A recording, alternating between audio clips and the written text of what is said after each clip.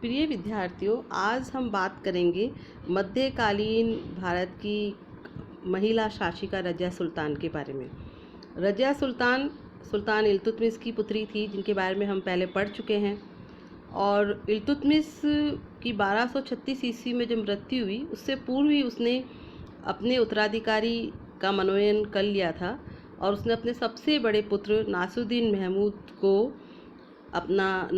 को अपना जो है उत्तराधिकारी घोषित किया था। लेकिन नासिरुद्दीन की असामयिक मृत्यु होने के कारण उसे अपने मनोनयन के बारे में वापस सोचना पड़ा।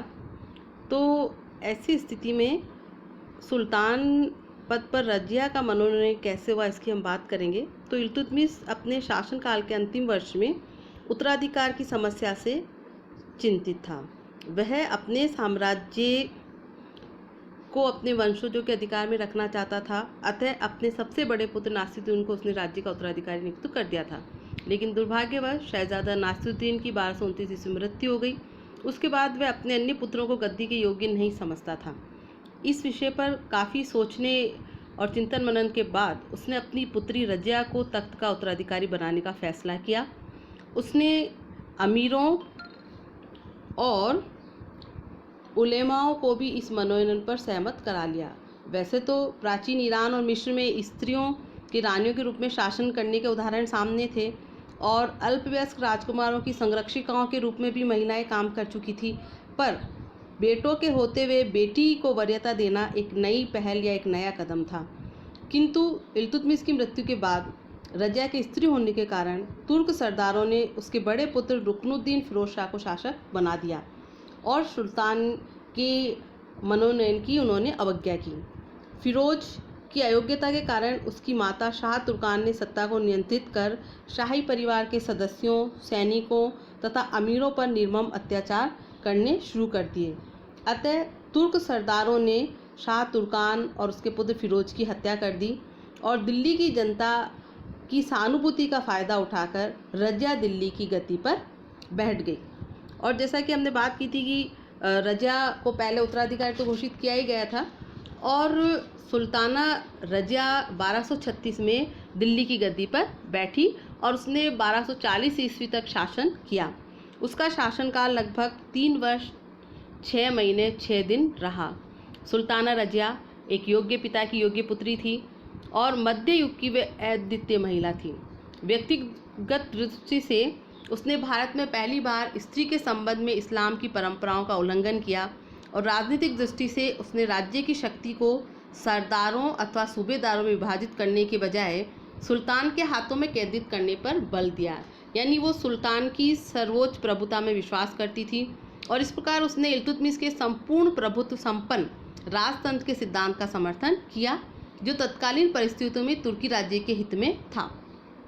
रज़िया के राज्यारोहण से संबंधित कुछ विशेषताएं हैं और रज़िया का जब राज्यारोहण हुआ तो अनेक नए तत्व उभर कर सामने आए। जैसे कि पहला, इस्लाम की परंपराओं का उल्लंघन करके सुल्तान बनने वाली वे पहली महिला थी। दूसरा, यह पहला मौका था जब दिल्ली के सुल्तान का चुनाव हुआ। रज़िया के सुल्तान पद पर दिल्ली के निवासियों द्वारा उसे निर्वाचित किया गया था। तीसरा तत्व ये था कि उसकी शक्ति में जनता का विश्वास था।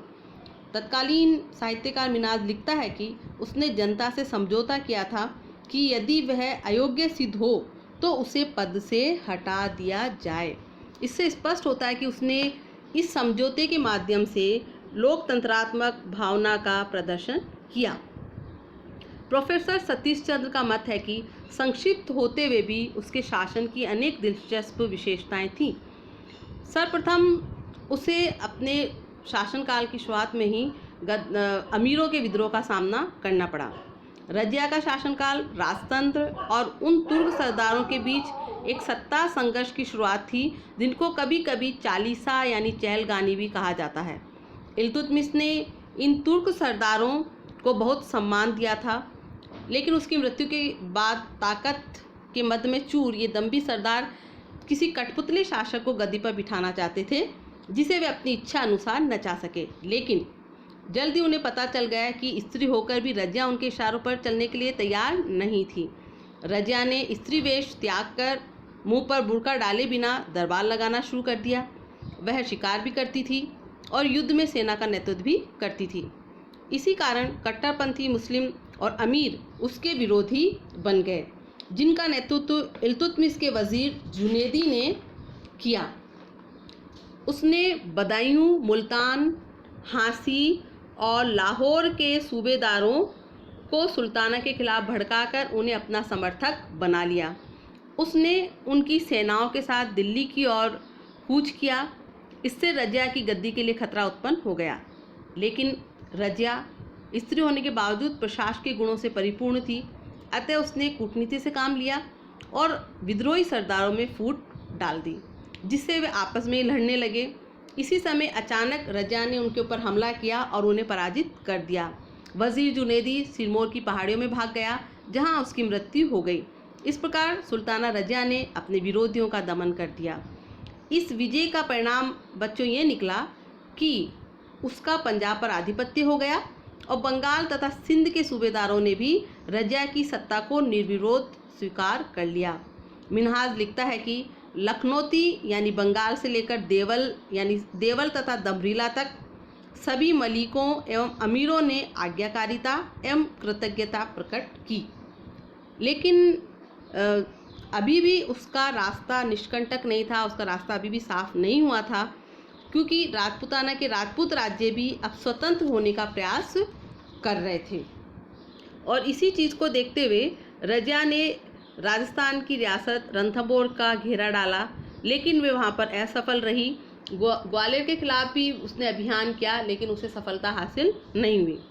अब हम बात करेंगे विद्यार्थियों रजिया के प्रशासनिक कार्यों की।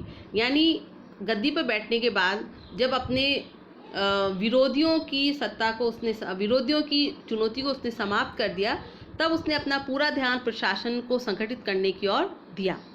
और विद्रोही अमीरों को परास्त करने के बाद उसकी स्थिति भी काफ़ी मजबूत हो गई। अतः उसने प्रशासनिक पुनर्गठन का कार्य शुरू किया। उसका प्रमुख उद्देश्य तुर्की अमीरों का प्रभाव समाप्त करके उन्हें सुल्तान के अधीन लाना था। रजिया ने तुर्क अमीरों को स्पष्ट कर दिया कि वह वास्तविक शासिका है और शासक के चयन व सत्ता के निर्देशन में अमीरों की कोई भूमिका नहीं है, जबकि अमीर सत्ता में अपनी पूरी भागीदारी चाहते थे और साथ ही सुल्तान के चुनाव में भी अपनी भूमिका चाहते थे। लेकिन रजिया ने उनकी मनोवृत्ति को भांपकर उन्हें ऐसा करने से रोकने का प्रयास किया। रजिया ने अपने आस्थावान अमीरों को केंद्र व एकता में नियुक्त किया और अतुर्क विदेशियों को भी अमीर वर्ग में शामिल किया। उसने ख्वाजा मुहज़्ज़बउद्दीन को वज़ीर तथा याकूत को शाही अस्तबल यानी अमीर आखूर का अध्यक्ष बनाया। उसने कबीर खां को लाहौर का, अल्तुनिया को भटिंडा का सूबेदार बनाया तथा ऐतगीन को अमीर हाजिब बनाया। उसने पूरे राज्य में सफलता के साथ कानून व्यवस्था की स्थापना की, लेकिन अपने वफादार अमीरों का एक दल खड़ा करने और एक गैर तुर्क को उच्च पद देने के कारण तुर्क अमीर उसका विरोध करने लगे। तुर्क अमीर उसके खिलाफ एकजुट हो गए, जिससे दिल्ली दरबार दो गुटों में विभाजित हो गया। रजिया के बारे में मिन्हाजुल सिराज लिखता है रजिया द्वारा स्वयं और आग्रहपूर्वक प्रशासन के कामकाज को देखने तथा राजकीय पदों पर गैर तुर्कों को नियुक्त करने से तुर्क अमीरों के मन में उसके प्रति विरोध की भावना उत्पन्न हो गई और वे उसे उखाड़ फेंकने की योजना बनाने लगे। लाहौर और सरिंद में उसके खिलाफ विद्रोह उठ खड़े हुए। रजिया ने लाहौर के खिलाफ एक अभियान का स्वयं नेतृत्व किया तथा सूबेदार को झुकने पर मजबूर कर दिया। अप्रैल 1240 ईस्वी को जब सुल्ताना विद्रोह को शांत करने भटिंडा पहुंची तो तुर्क सरदारों ने उसे धोखा दिया। परिणाम ये निकला कि तुर्क सरदारों द्वारा जमालुद्दीन याकूत का वध कर दिया गया और रजिया को भटिंडा के किले में कैद कर दिया गया। रजिया के कैद की सूचना पाते ही षड्यंत्रकारी जो है वो उत्साहित हो उठे और उन्होंने तुरंत इल्तुतमिश के तीसरे पुत्र बहराम शाह को दिल्ली की गद्दी पर बिठा दिया। विद्रोह की सफलता के बावजूद सूबेदार अल्तुनिया को उसकी इच्छा अनुसार पद नहीं मिला और इसलिए वह अपने साथियों से नाराज़ था और इसी दौरान उसने रजिया से विवाह कर लिया। ऐसा करने से रजिया ने अपने सिंहासन को पाना चाहा था, वहीं अल्तुनिया अपने सम्मान और पद में वृद्धि करना चाहता था। यानी ये वैवाहिक समझौता था जिसमें दोनों पक्ष अपनी इच्छा पूर्ति यहाँ पर चाहते थे। अल्तुनिया और रजिया के द्वारा खोखरों, जाटों और राजपूतों की मदद से एक सेना तैयार की गई, एक सेना एकत्र उन्होंने की और इस सेना की सहायता से उन्होंने दिल्ली पर आक्रमण किया, किंतु वे सफल नहीं हो पाए और उन्हें पराजय का सामना करना पड़ा। उन्हें भटिंडा की ओर वापस लौटना पड़ा। उनके सैनिक उनका साथ छोड़कर चले गए। भटिंडा की ओर लौटते समय हरियाणा के कैथल के पास भागते हुए जब जंगल में वो बैठे तो वहाँ पर 13 अक्टूबर 1240 ईस्वी को डाकुओं ने उसकी हत्या कर दी। इस प्रकार हम देखते हैं कि रजिया का दुखद अंत हुआ। रजिया इल्तुतमिश के उत्तराधिकारियों में सबसे योग्य थी। मिन्हाज लिखता है कि स्त्री होना उसकी सबसे बड़ी योग्यता थी। रजिया के दुखद अंत से चहलगानी तुर्क अमीरों की बढ़ती शक्ति साबित हो गई। अब हम बात करेंगे कि रजिया का पतन क्यों हुआ, उसके पतन के क्या कारण थे। तो रजिया के पतन का सबसे प्रमुख कारण ये था कि तुर्की अमीरों का महत्वाकांक्षी होना। यानी तुर्की अमीर सत्ता में अपनी सक्रिय भागीदारी चाहते थे। यहाँ तक कि उनका ये भी मानना था कि सुल्तान कौन बनेगा ये भी वही तय करेंगे। लेकिन रजिया चूँकि खुद महत्वाकांक्षी थी और सुल्तान पद की गरिमा को बनाए रखना चाहती थी, इसलिए उसने तुर्की अमीरों को रोकने का प्रयास किया, लेकिन विद्यार्थियों वो इसमें सक्षम नहीं हो पाई और तुर्की अमीरों की महत्वाकांक्षा रजिया के पतन का कारण बनी। दूसरी बात हम करेंगे रजिया द्वारा जो कारण था उसका पतन का, तो रजिया द्वारा सरदारों को मनमानी नहीं करने देना, जिससे वो असंतुष्ट हो गए। तीसरा कारण था रजिया का स्त्री होना। रजिया के स्त्री होने के कारण वृद्ध तुर्क सरदार उसके नेतृत्व में युद्ध करना अपनी मर्यादा के प्रतिकूल समझते थे। उसकी सबसे बड़ी कमजोरी उसका स्त्री होना था। एल्फिंस्टन का मत है कि उसकी विशेषताएं व गुण उसको इस कमजोरी यानी स्त्री होना से बचाने में अपर्याप्त रहे। पतन का चौथा कारण था रजिया के विश्वास पात्र अमीरों का विश्वासघात। रजिया ने अपने विरोधी वजीर जुनेदी तथा उसके समर्थकों के प्रभाव को कम करने हेतु महत्वपूर्ण पदों पर अपने विश्वास पात्र अमीर नियुक्त किए थे, परंतु वे रजिया के प्रति स्वामी भक्त नहीं रहे। रजिया ने अल्तुनिया को जैसे भटिंडा का सूबेदार बनाया और वही उसके विरुद्ध सेना लेकर आ गया। इस प्रकार रजिया के विश्वास पात्र अमीरों के द्वारा विश्वासघात किया जाना भी उसके पतन का एक प्रमुख कारण बना। पांचवा कारण था 40 गुलामों द्वारा सहयोग न देना। रजिया को इल्तुतमिश द्वारा जो गुलाम बनाए गए थे, गुलामों का जो 40 गुलामों का एक दल तुर्काने चहलगानी बनाया गया था, उन गुलामों ने इल्तुतमिश की मृत्यु के बाद उसके उत्तराधिकारियों को सहयोग नहीं दिया और ये सहयोग रजिया को भी प्राप्त नहीं हुआ और अंततः रजिया का अंत हो गया। इसके बाद बात हम करते हैं कि रजिया के गैर तुर्क अबिसिनियन याकूत के साथ घनिष्ठ संबंधों की। कुछ इतिहासकारों का ये भी मानना है कि तुर्क सरदारों के बजाय गैर तुर्क अबिसिनियन याकूत को वरीयता देना, उसे उच्च पद देना, अमीर आकुर के पद पर नियुक्त करना, ये ऐसी बातें थी जिन्हें तुर्क सरदार पचा नहीं पाए और उन्होंने रजिया के खिलाफ बगावत कर दी। विद्यार्थियों, रजिया के पतन का एक कारण ये भी था कि रजिया ने कठोर नीति अपनाते हुए प्रांतीय सूबेदारों के दमन का कार्य किया।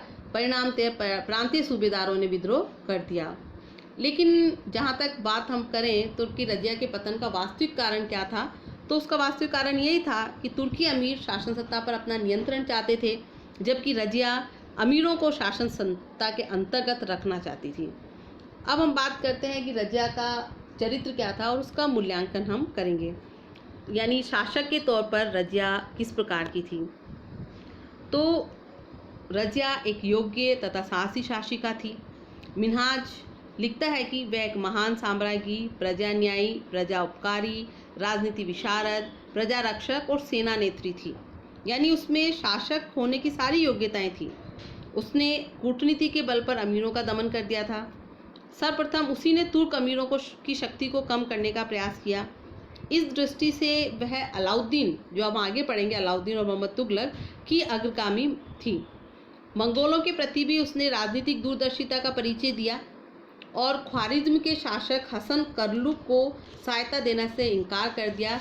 जैसे उसके पिता इल्तुतमिश ने जलालुद्दीन मांगबर्निक द्वारा मंगोलों के खिलाफ जब सहायता की याचना की गई तो उसने भी उसको जो है कूटनीतिपूर्वक उसको मना कर दिया था। परिणामतः मंगोल भारत पर आक्रमण नहीं कर पाए और उसी दूरदर्शिता का परिचय रजिया ने भी दिया। रजिया स्त्री होते हुए भी पुरुषोचित गुणों से परिपूर्ण थी।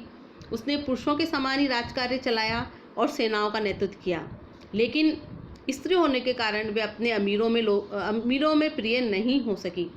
प्रोफेसर हबीब और निज़ामी कहते हैं कि इस तथ्य से कदापि इनकार नहीं किया जा सकता कि इल्तुतमिश के उत्तराधिकारियों में वे योग्यतम थी।